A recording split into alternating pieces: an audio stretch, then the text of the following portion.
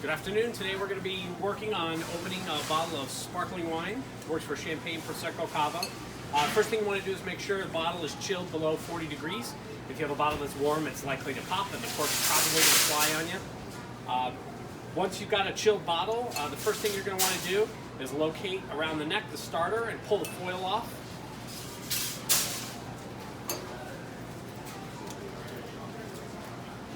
Once you do have the foil off, it's best to keep a finger or a towel over the top of the cork.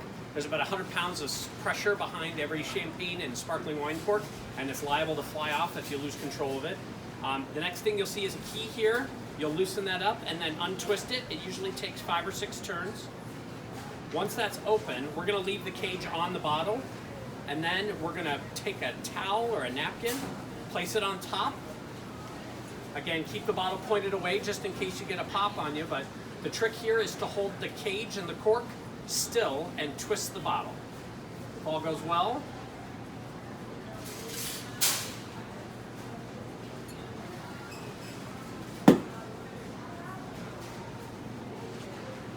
you've got the cork in the cage and a nice glass of bubbly.